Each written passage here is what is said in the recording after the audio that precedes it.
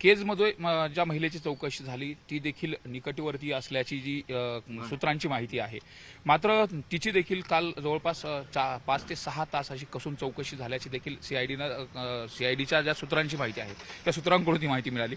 विशेष म्हणजे यामध्ये त्या महिलेला पुण्यावरून बोलवलं होतं चौकशीसाठी आणि नोटीस देऊन बोलवलं होतं अशी देखील जी माहिती आहे ती सूत्रांनी सांगितलेली. विशेष म्हणजे तिथं केज पोलीस स्टेशनमध्ये ज्या पोलीस स्टेशनमध्ये खंडणीचा गुन्हा दाखल झाला आणि खंडणीचा गुन्हा दाखल झाल्यानंतर त्याच ठिकाणी म्हणजे आपण यातही कन्फ्युजन करायचं नको. आता हे जे 3 प्रकरण आहेत ही 3 प्रकरणं वेगवेगळे आपण त्याच्यानंतर बोलू. तर त्यामध्ये खंडणीच्या प्रकरणामध्ये त्यांची चौकशी करण्यात आली आणि त्याचबरोबर त्या केज पोलीस स्टेशनमध्ये ज्या महिलेची चौकशी करण्यात आली पुण्यावरून जवळपास 5 ते 6 तास ती महिला कोण हा जो प्रश्न आहे तो हा प्रश्न बहुतांश लोकांना धक्का देणार आहे, बहुतांश लोकांना अनुत्तरित आहे. आणि नेमकी तिची एवढा वेळ चौकशी केली गेली तर तिची आणि ती महिला पॉलिटिकल करिअरमध्ये नाही, जशी संध्या पॉलिटिकल करिअरमध्ये पॉलिटिकल निवडणुका असतील किंवा नेत्यांच्या संपर्कात महिलांना राहावं लागतं, पण त्या महिलेचा राजकीय काही कारकीर्द नाहीच आहे. आतापर्यंत तर कुठल्याही राजकीय व्यासपीठावरती गेल्या अनेक दिवसापासून पत्रकारिता करत असताना अशा पद्धतीने कुठल्याही पद्धतीची चर्चाही झाली नाही, कुठल्या पद्धतीने स्टेजवरती देखील आलेलं चित्र पाहायला मिळालं. म्हणजे अचानक समोर आलेली निकटवर्तीय महिला एवढं म्हणू शकतो, एवढंच म्हणू शकतो. अचानक